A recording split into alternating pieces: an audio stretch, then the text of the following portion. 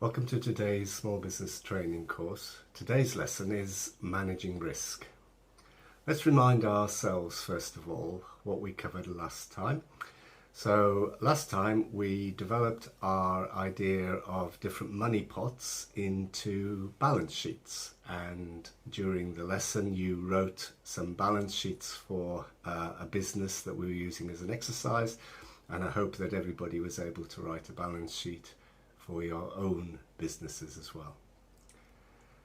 So this time we're going to think about risk. So first of all, we're going to answer the question, what is risk?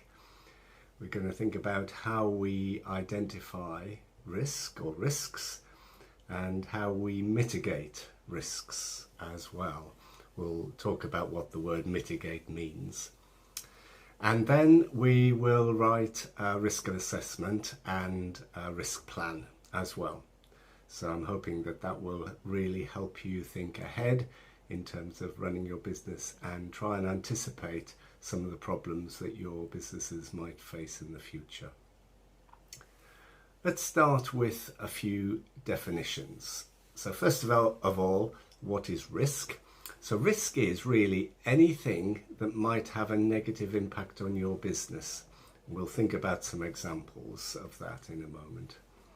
And managing risk essentially is being prepared by doing things to reduce the negative impact of any risk that your business faces in the future. So it's all about identifying risks and then managing them by putting measures in place to try and minimize the impact of them. So let's think first of all about what kind of risks we might be talking about. So having run this course in the past and having talked about risk with other business owners, things that have cropped up have been things like theft. Certainly people who have experienced running shops, running stalls, sometimes have had their stock stolen from them. Another risk which I've seen a few times has been the risk of fire. So if fire comes and destroys all of the stock that you have, then that is a big problem.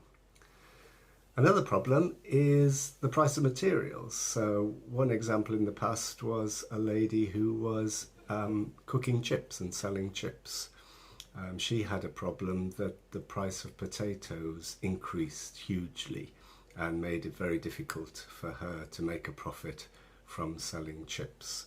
So the price of materials, price of raw materials, is potentially another risk.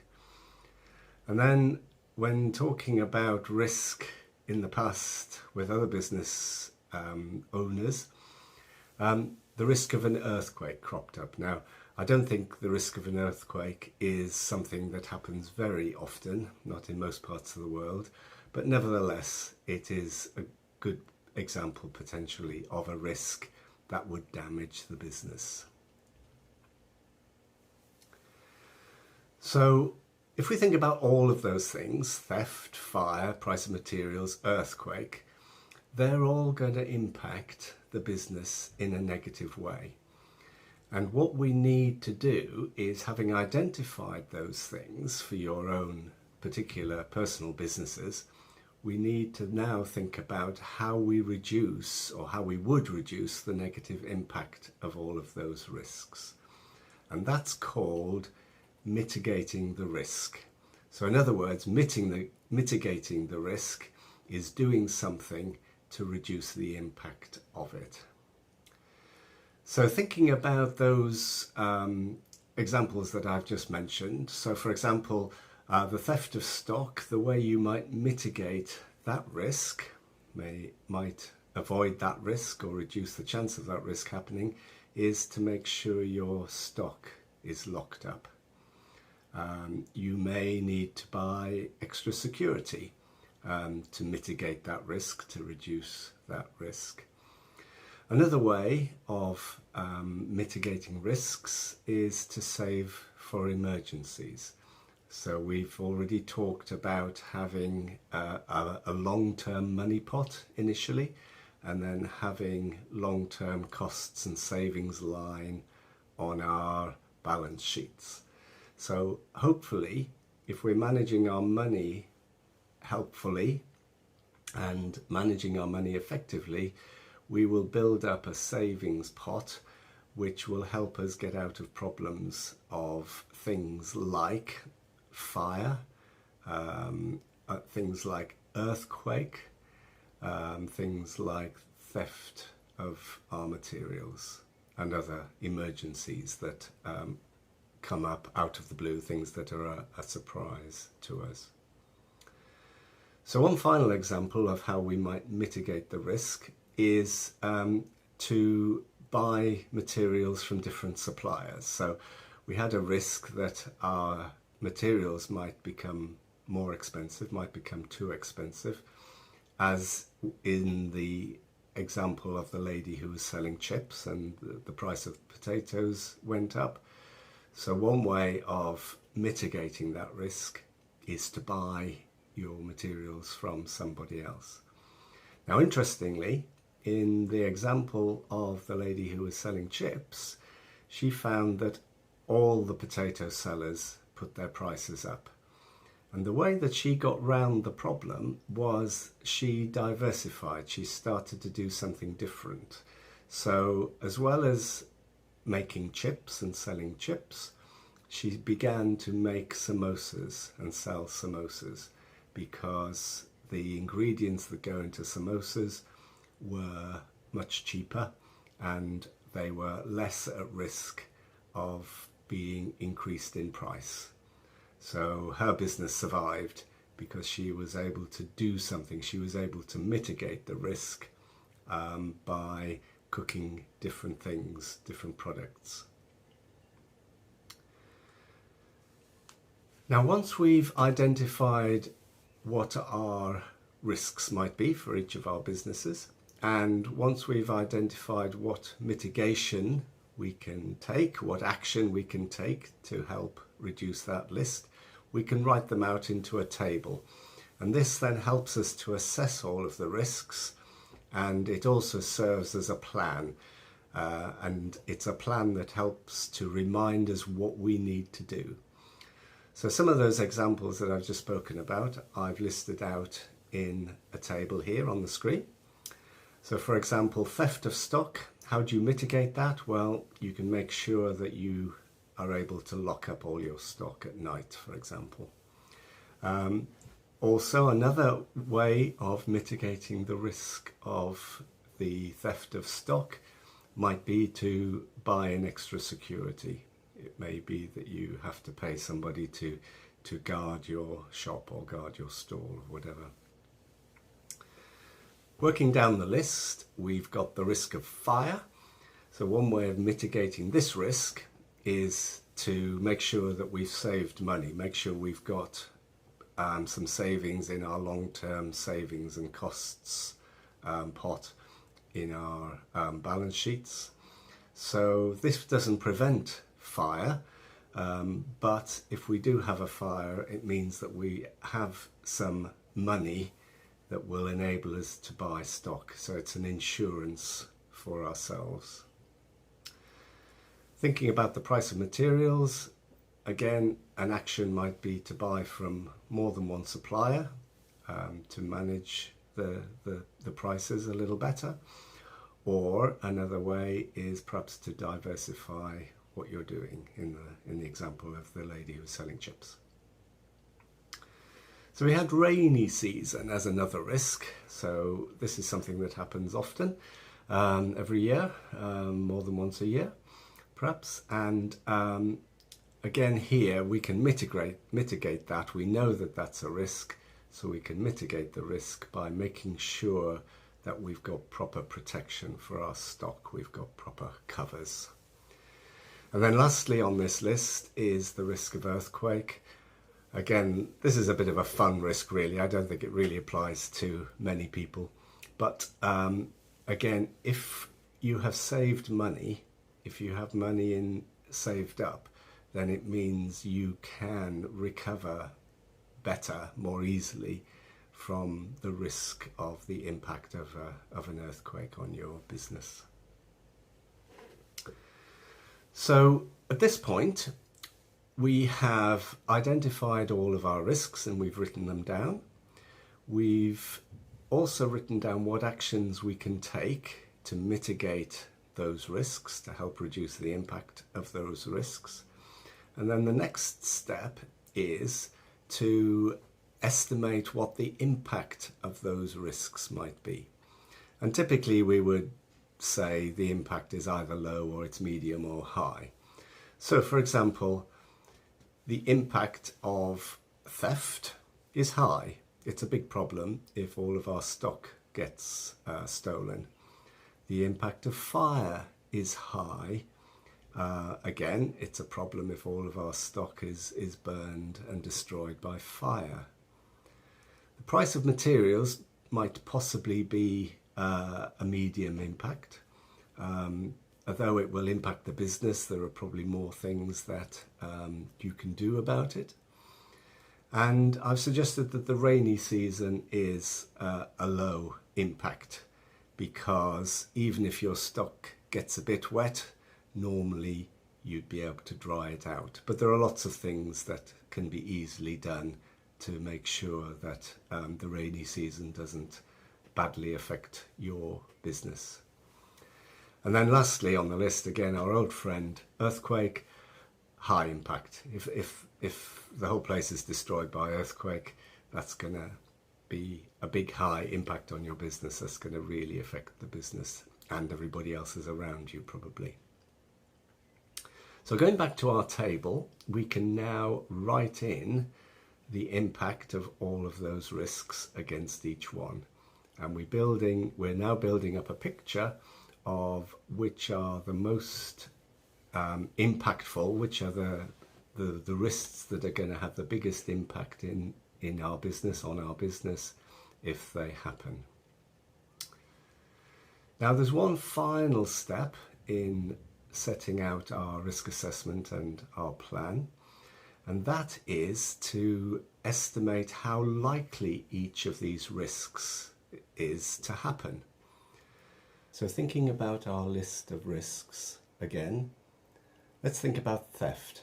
How likely is it that stock will be stolen? Is it medium? Is it high? Is it low? It'll depend on where each business is operating, whether it's in a high crime area or not, for example. The same with fire. How likely is it that your business will be destroyed by fire? Again, it's a higher risk for some people who are working in high density areas that are prone to fire, but I would suggest that it's probably, the likelihood is low for most businesses. And equally with the price of materials, how likely is it that the price of materials will go up? How likely is it that the cost of materials will become greater? Again, that will depend on the type of materials as well as where the business is running.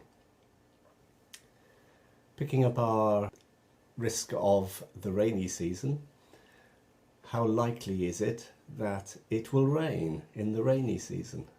Very high, I would imagine, because that's something that we can depend on. So the likelihood of rain in the rainy season is high. And then finally, our old friend, the earthquake. How likely is it that you are going to experience an earthquake? I would suggest the likelihood of an earthquake is very low. So now we've been thinking about the likelihood of each of those risks. We can now write that out onto our table. So previously we had written out all the risks, we had written out the mitigation, the actions that we were going to take. We have identified how much of an impact each of those risks would have on our business. And now in the final column on our table, we have written out what the likelihood will be. And again, if you just look down that list towards the bottom, you will see that the rainy season, the likelihood of that is high because it happens every year, perhaps more than once a year. And the likelihood of earthquakes is low because that doesn't happen very often at all. So once we have that table written out, our risk assessment and plan, it means that we can decide what we're going to do and what are going to be the things that we should focus on the most. So the things that are most likely to happen and the things that are likely to have the biggest impact are the things that we should focus on. So for example, if we think about theft of stock, the impact is high. So that's probably something that we should focus on and do lots of things to mitigate that risk. Do lots of things to avoid that risk.